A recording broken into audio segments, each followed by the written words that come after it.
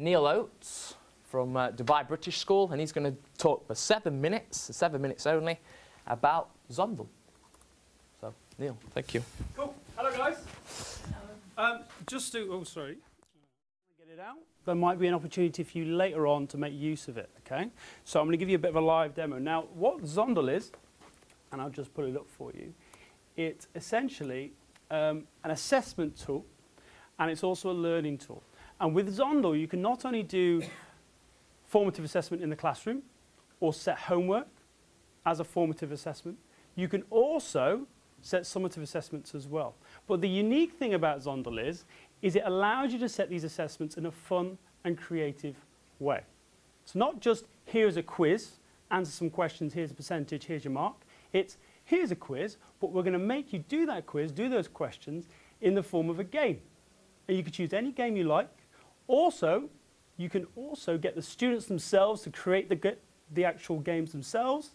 You can also get the students to create the quizzes. You can collaborate, you can share, you can have your own students doing these assessments for you, okay? Which for me, being an incredibly lazy teacher, okay, is perfect. That's exactly what we want, okay? So I'm just going to show you how it works. So if there's any topic that you want to, you don't necessarily have to create your own. You could already, there's a whole resource bank of different topics that exist. So say I want to do a maths lesson, okay, I could just search here for maths, and I will get a whole host, absolutely hundreds, eventually, of different maths lessons that have already been produced by other teachers, other users. So here I could do a lesson on fractions. Do I need to spend time making a quiz myself? No, I can find a lesson on fractions here. I can look at it, I can look at the questions, see the questions that they're doing, see if it's appropriate for my group, okay? And I can set this as homework. So I can set this topic straight away to my students, okay? So I can set that across to my students, all right? Now, the other thing is, as they're completing their quizzes, and I'll show you how it looks in a second, I get an automatic grade book. So if I just, the game they want to play to test them with that game then loads. It's really, really straightforward. They then play the game, and it's all about asking the correct questions and all the rest of it. I'll show you that. Okay.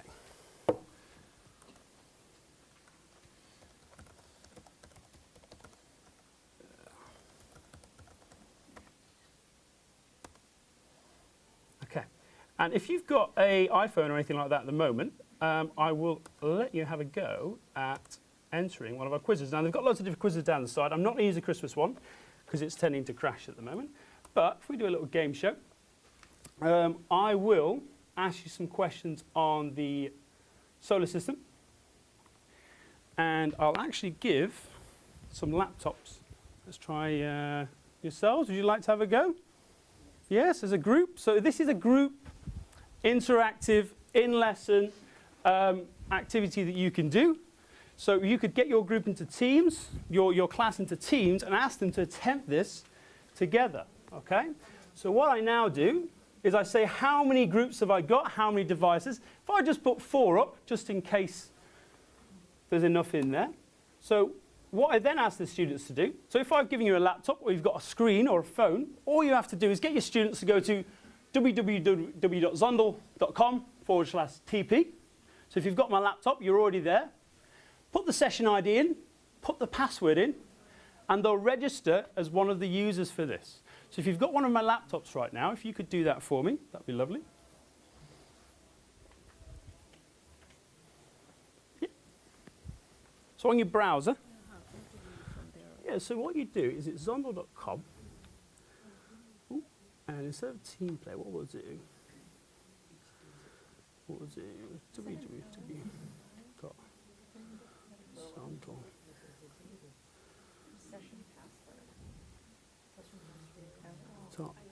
and it's, do you remember? B, C, D. Right, you're all in competition now, so the pressure's on, all right? So we'll have a quick go, and I'll only do a couple of questions just so you've got an idea. So, hello. So, apologise for the live music. So in class, all of the students on the screen, if you want to crane your necks over to the screens, the iPhones and whatnot of the people in your teams, you'll see they've got these questions. Now, I'll give them an amount of time. So I'll give you 30 seconds to choose your answer. Top right here, when the circle goes white, that means they've answered. So D, you need to hurry up. D. Team D? Yes, so now we can see that all the teams have had a go. So let's see what happens. So now, to try and get the engagement up a little bit high, they've got the option now. On their screens, they'll have the option now to game or not to game. Okay? If they game, they have the option of doubling their points. But if they game and they lose, they'll lose all the points they would have got for getting the correct answer. Okay? So it adds an element of risk and reward to the lessons. So try and engage those higher achievers and the other students in the classroom. Give them an opportunity, okay? So we can see Team A have decided to game. Interesting, okay? Team B as well, okay. So we'll move on. Oh, you're all gaming. So what we can then instantly see, we can have a discussion at this point, dialogue about the question. We can see that 3 teams have gone for star. 1 team D have gone for Venus, Mars, Earth, Pluto. So I could ask them why they did that. And then we could find out whether they were right. Unfortunately, on this occasion, they were wrong. And if we went here, we could see that these 3 teams were all right. Okay? Now, they decided to game. So what happens in this instance, we have a random wheel. Wherever it lands, if it lands on blue, they double the points. If it lands on white, they get no points. Okay? Shouldn't have gamed. Shouldn't have gamed, guys. Okay? And the idea is, guys, as you go through the lesson, you'll see another series of series of questions, okay, which you can then track live in the classroom what your students are doing, okay. And at the end of that, you'll get a result, which person in the group's done so well, and it's a bit of formative assessment, a bit of fun, and I've actually found my students to become really, really engaged in their learning whenever we've done this. Thank you very much. Thank you, Neil. Just to make sure we don't try for 7 minutes, that's the prompt to actually give you your... Yes, okay, I'll do it. Let's press it across. What do I have to do? Okay, cool. IT. Morning, everybody. My name's Rachel. I'm Head of Teaching and Learning at the School of Research Science. And this morning, I'm going to do 2 minutes on how we use IT in science at our school. I'm not a science teacher, I'm a historian, but so I'm going to speak on their behalf this morning. We've had a massive drive this year on student-led learning, both within the classroom and also outside of the classroom. And this presentation is about using IT to support our students' learning outside of the classroom. Okay, Edmodo. I'm going to talk about Edmodo, I'm going to talk about Padlet, and I'm going to talk about Twitter really quickly. Edmodo is a fantastic platform. It's structured a little bit like a Facebook page. So it has a wall, it has notifications, and all of those kinds of things. It's safe and it's free, which is obviously a big plus for us. And what you do is you get a code, you sign up your class, you give the students the code and then they sign up to it. You can also collaborate as well with other schools. Some of the things that you can do with it, so students can pose questions to their teacher, the teacher can respond. You can upload resources onto it, you can upload homework onto it, homework assignments that they then complete and then they upload. And it gives students text as well to tell them when a big assignment is due in. You can do little quizzes on it and it marks them for you. Okay, which is always handy. It's a way of giving praise in a private, so you can give the students badges. They can create their own profile, as I said, a little bit like a Facebook page. Lots of benefits to it. Saves the environment, saves on handing out paper, able to connect with others. What else does it do for us? It can organise the homework for you. You can link them to blogs, all sorts of different things that are useful for your subject. Moving on from Edmodo then, Padlet. Padlet's just like a blank wall space. Okay, and in this particular, with our IMYC topic, the Year 7s were engaging in a topic on risk. So the teacher just asked them to go away and to find something on risk or what risk meant to them, and then for them to post it on the wall. My favourite topic is Twitter. If you're sat in the audience right now and you don't have a professional account for Twitter, then you're doing yourself a disservice as far as I'm concerned. It is professional development, and it's changing professional development as we know it. I've been on it, a professional account, and how I met these guys, about 9 or 10 months now, and I've learnt more in those 9 or 10 months than I have done in the last 15 years. And I have as a teacher. So first and foremost, I would say get yourself an account, but also it's a great way for you to share great news and success from your department, but also a way of communicating with students as well on a more sort of global that was probably longer than 2 minutes. Any more support you might need, Tom Hopper for Edmodo does some great tutorials, and as well, that's my email address. Thank you. Thank you.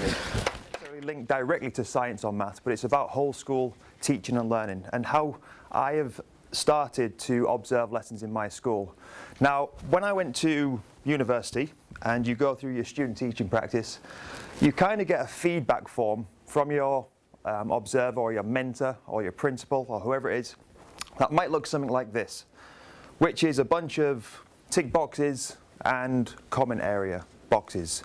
Now, for me, that's quite useful, but it doesn't really give me the big picture of what I've done in the lesson. It just gives me some basic feedback. Then you obviously engage in the dialogue, etc., with your mentor, and you start learning a little bit more about what the lesson was like. Now, an example of one that I was given in university looks something like this. I couldn't even read it, and I didn't really learn much from what my mentor was saying, and then years later when I want to reflect on that lesson, it's almost faded and it was almost pointless. So what I came up with during my master's degree was what I called a time coding form. Now, this is basically a visual representation of a lesson as opposed to a written representation of the lesson. You can tailor-make this in Microsoft Excel. Our lessons in our school are 40 minutes, so there's a 40-minute timeline. And from an observer's point of view, as deputy head, I just want to look at 4 main features of teaching. And those features are management time, activity time, instruction time, and waiting time. Now, what do those mean? Basically, I'm looking for what 50% or more of the children are doing at any one period of time in the lesson. Okay? Are they involved in the activity, whether it be science or maths or whatever? Are 50% of students on task, which is what we're looking for? Ideally, we want 100%, but we need to have a figure to set. The management time would be sort of transition time between activities. Okay, for example, in PE, maybe changing time at the beginning or at the end of lessons, or maybe in a science lesson where the students have finished an experiment and they're packing the equipment away, for example. Instruction time is what I'm doing now. It's where the teacher's up at the front of the class talking, but it must be related to the lesson objectives or the outcomes. And then the waiting time is the sort of disaster area, where the students, 50% or more, are not on task. Now, when I observe teachers in my school, all you need are these 4 bits of equipment. You sit at the back of the classroom or wherever with a stopwatch, a pencil, the form I just showed you, and hopefully a laptop or an iPad so you can actually do it, and it'll save you time when you're feeding back to the teachers. So this is what I do. I've got the form, and in each of the minute segments, you just simply put the W, A, M, or I. Okay? Waiting, activity, instruction, or management. Once you've done that at the end of the lesson, you can then go and visually colour coordinate it and look at what the lesson looked like. Okay, so this lesson here was a geography lesson. The teacher is new to our school. He came in claiming he was an outstanding teacher, which he is, I think. But when I watched him teach a couple of months ago, he was shocked at how much talking he was doing in the lesson. Now, the blue is the talking, the instruction. Okay, it was interesting, it was fascinating, it was relevant. The kids were engaged in terms of listening, but what were they actually doing? What were they actually learning? And how could we ensure that the students had learned something by the end of the lesson? And what he didn't realise was that there was no real learning going on. There was a lot of listening, but 2 very different things. So visually, it gave him some instant feedback to what he was doing. You can see at the beginning of the lesson, the waiting time. I'm very curious about how much time we waste at the beginning and at the end of lessons. Students lining up outside of classrooms. How long does it take a teacher to get the students into a classroom? How long does it take at the end of the lesson for things to be packed away and whatnot? Okay, because in my opinion, it should only take about a minute maximum at both ends. Okay, there's too much time wasted particularly in the sort of practical lessons where we can be engaging students in learning. So just some obviously basic questions that this one provoked. How do you reduce that waiting time? That yellow, did that activity work? And if it did, can we have more of it, please? Okay, and less of the blue. What were your students doing during the instruction time? His answer was listening, which he was right. And then the plenary was pretty much, in my opinion, non-existent at the end of that lesson. So we need to sort of think about that as well. Concepts in maths that you could actually do, but then actually get the students at the end of the lesson to go and figure out what percentage of time they spent on each sort of thing within the lesson, which I think might engage them. So that's it, pretty basic, but I think it's... Hi guys, my name's Steve Bain. I'm a chemistry teacher from Sharjah English School. I've come here to talk to you about literacy in games. Now, in science, obviously there's quite a lot of technical keywords and such like that we need to get across. First, I'd like to talk to you about why is literacy important. That's going to work. Okay, so here's some examples of some poor spellings. This one here, don't know if there's any American guys here, but I'm not sure that's how you spell Mississippi. We've got here, leaping to literacy night. And this one here, which really, really annoys me, is you had me, your. How do you use the word your? Okay, what's the difference here? So, why would we use games to do this? Well, learning keywords, learning definitions is pretty dull in my experience. So why don't we try and kind of make it a bit more interactive and kind of sneak in the learning by playing games. So it makes rote learning more fun. We engage students by doing it. We help learn keywords, and we can break up lessons with it. Okay, use them as kind of mini plenaries, however you'd like to use them throughout your lessons. So I'm going to go through a few examples here. Does anybody know the game Taboo? One person, good. Two people, wow, okay. So Taboo's a game where you split the class into two teams. You get one person up and they'll sit here. The rest of their team have to describe the word without saying the word or any part of the word until this person guesses what it is. So easy enough, you could just give them definitions. And if they know the word, then that's easy points for them. So I've just got a couple of examples here. So biofuel. And as you go through the PowerPoint, you know, that will disappear. The next person can come up. Test tube. And you can use it, adapt it from any kind of, well, adapt it to you to suit your lesson. Okay? Electrolysis and a proton, there we go. The next game is Splat. When I made this one, I just looked at stuff that was on my desk and just put them on. So you get, again, split the class into two teams. I did this recently with elements from the periodic table, using them to work out how many electrons are in the outer shell. And we had one guy who Lee'll know, he's called David Bull. He's a bit of a star at our school, and he managed to beat basically the whole class doing this, including myself. But anyway, so you get two guys up, one standing here, one standing over there.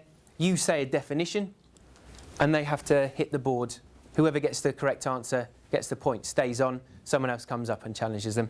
And again, it just gets them to understand, know their keywords, and it brings a bit of competition into the classroom.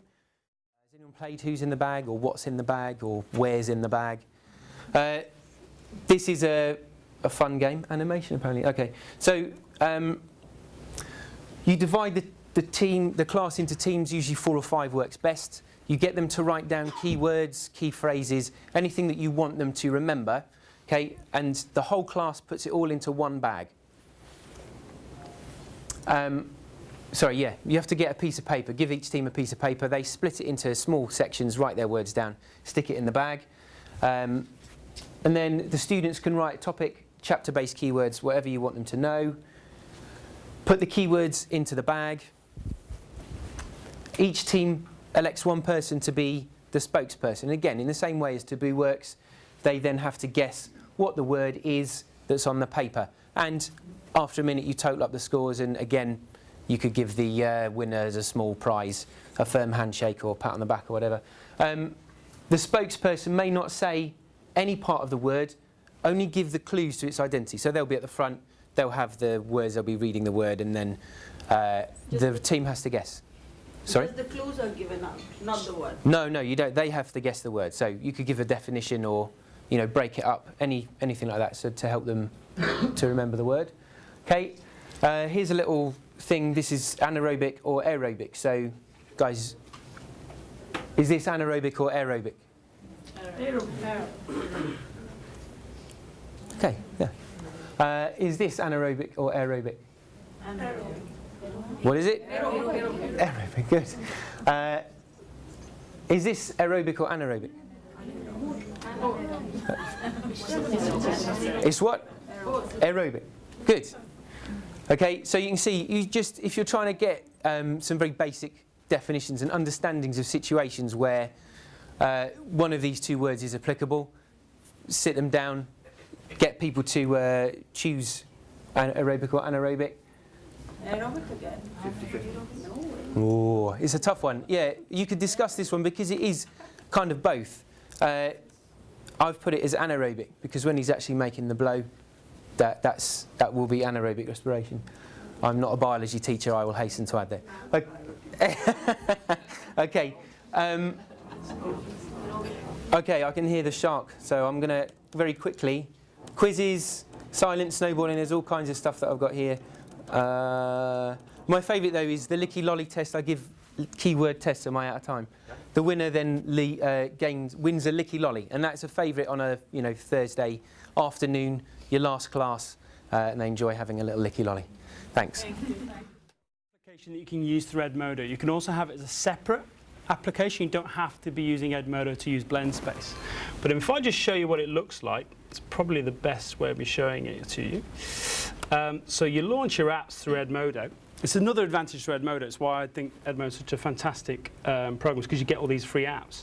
And in there you can create these interactive lessons, which you can use either in the classroom, or what I've been doing over the last few weeks with my class, I've been trying to use it to flip the classroom. I've been giving them the information to research outside of the classroom, so when they come into the lesson, we have a much more informed discussion as a result of that. And if you look at one of these lessons, I'll just go through how it works. So this is a lesson I did with my Year 11 Business Studies students and economics students on the Expo 2020 and the benefits to Dubai. Okay, so it's really relevant, really current. And all I did is I did a short 2-minute introduction to the task. I then wrote some learning objectives, which they could use. And I put 2-3 tasks in there. And it's basically a big project over the next 2-3 weeks, which has got lots and lots of information, lots and lots of different things for them to do. And the great thing about BlendSpace is you can access in one place anything you want from the internet and put it there in front of students to direct their learning somewhat. Okay? So for example, I can go onto YouTube here and I could type in any sort of video I want to watch. And when I find that, so let's type in anything I want. If I find a video I want, I can drag it into the lesson straight away. I'm not going to do that because it ruined my lesson. But you get 2-3 lessons. We've also got infographics, which someone's going to talk about very shortly. So these infographics students can then have a look at as part of their lesson. All sorts of different things. I've just closed it down because I'm useless. All sorts of different things that we can put in there. Also, what it does, which is really, really good, is you can stick in web links in there. So what I've tried to do is I've tried to build in this idea of students reading around my subjects. One of the worst things I have in business studies, and you'll probably find in science and mathematics as well, students don't read enough. Okay? And my students, their economic knowledge and the knowledge of the world around them it's scary sometimes. You know, it really is. I was asked by someone the other day, is Milan in Italy a different country? for the day in lesson. Okay, all sorts of things like that. And what I've done is I've thrown in loads of reading that I've done around the subject, and I've shared it with them. And what that is, you say to your students, look, you can access all this information. You don't have to read everything, you don't have to watch everything, but you can choose and pick. And it gives those gifted and talented students something to try and extend their learning with, okay? And what I try to do is in my tasks, I try and build in an extension activity. So task 3 is an extension, which means if you want to go towards the A star, you should read these additional articles which I've given to you to try and push yourself that little bit further. And at the end of it, what you can also do is you can do a quiz. So I've got a quiz there that they're going to take in 2 weeks' time. I've told them we're going to do this quiz. It's based on all the articles, all the information that you've learned about Expo 2020 and the impact of it economically. And I can track that quiz. Now there's one other thing that's really, really good about BlendSpace. I'll show it to you. It's the last thing I'll show you. And what I can do with BlendSpace is I can, if I just load it up, and first of all, if you've got classes in Edmodo, you can automatically put your BlendSpace to those classes. You can share it automatically, no problem. I can actually track my students on BlendSpace to see what they're doing. So, just trying to, here we go. So first of all, that's how you share it. So I can share it with any of my Edmodo groups. I can share it on Twitter, email, Facebook, Embed. I can do a QR code. That's another favorite of mine. You can track this. If I go on here, I go to track. I can see exactly how long, this is a bit scary for some students, they've spent on each resource. I can see whether they've watched the video that I told them to watch. I can see them at home. Did you attempt to read this article? How long did you spend on it? And I can instantly, he says,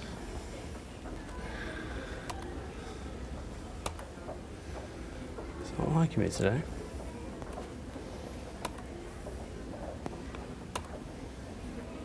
This is technology for you. And I can see a total number of views that my work's had. I can see how long each student spent on that resource, the different resources. I can see which ones were good, which weren't. I can look at my group, and I'll just show you this very briefly. Students who didn't view it, so I know I can have a conversation with them tomorrow morning. You didn't look at my work at home. And you can also track your quizzes and all the rest of it. So that's BlendSpace. Thank you. That's a site that's built by yourself, or it's a general for everyone? It's everyone. It's apps. It's an app through Edmodo. So we can use that. There's no login and sign out something. No, nothing. It's completely free. And you can even use my lesson. You could give my lesson to other people if you wanted to. There we are. Thank you. Thank you, Neil. We've got time for one more, possibly two, depending on how quick this one is. Obviously, it goes without saying, crucial to understanding and crucial to thinking. And I know, and we all know, that if we improve the quality of talk within the classroom, both from teachers and students, then that's going to improve in terms of attainment and standards overall. Not something new. Where talk isn't great, or between students in particular, is that a lot of teachers either don't model how we should talk in a classroom, and therefore talk that they see or they hear isn't modelled correctly, and also that they don't know how to talk. They're good at talking, some better than others, but they don't know how to structure that talk. So what is key for me, and I teach in a school where 99.9% of the students have English as an additional language, so oracy for us is a massive key issue, and it's getting talk right from the point of view of teachers, but also getting it right and getting them talking as much as possible and teachers talking less. Now, there's two kind of different exchanges, and I'm sure you could be able to work out very quickly which was the better exchange, but on the left-hand side, this kind of get into the question that's in the teacher's head kind of conversation, in which a lot of students can then opt out. Okay, the teacher picks a victim, and then a student responds and then gets feedback from that. However, just by changing it a little and by bouncing questions around, we're able to improve the quality of the talk and then getting students to evaluate each other's responses in the classroom. Val is putting me off completely. So exploratory talk, the kind of talk that we want to see in a classroom between students needs to be structured. And what we've done Nothing revolutionary, but giving students thought stems. Okay, giving them actual sentence starters, not for their writing, but for their talk within a group, and getting them to model that. So that's one way, and also trying to do that sort of training with our teachers too. We've got a talk toolkit, which I shall show you here. Okay, and in here is a whole host of strategies in which we get students to talk to each other. And they're all of the strategies there. I don't have enough time to go through all of them. And again, they're things you've probably heard of anyway, but they're a reminder for our staff about how we can get students into groups and talking effectively with each other. So this is rainbow groups. So students have a home group, and then they have a colour assigned to them to which you can differentiate, in which they can then go and discuss a particular topic. They then go back to their original group. Learning triads, so 2 students talking to each other and a third student actually records the conversation for them, and they kind of then swap around and do that. A value continuum, okay, so if we're going to discuss a particular issue, stand on that side if you agree, stand on that side if you do not agree, and then get them to justify their answers to that. I love a post-it note myself, absolute post-it note fanatic. So you could do all sorts of things with post-it notes, question walls, getting them to have sugar paper around a classroom and getting them to answer questions on that. So there's all sorts of different ways that we can get our students talking to each other. Also, additionally, based on an idea I first picked up on Twitter, but starter stars and plenary prefects, training students in delivering starts to lessons and plenaries. Again, we've got a little Tomorrow's Teachers booklet there, in which I piloted it with a small group of Year 8 students last year. And again, it was really, really successful, and something we've rolled out a little bit more this year. Any of those resources, if you'd like a copy, you can get it from any of those places. Okay, thank you. Like I said, this is a mini one. Please go to sparkevent.me and sign up. Good to see some of you there. Thank you very much. Thank you.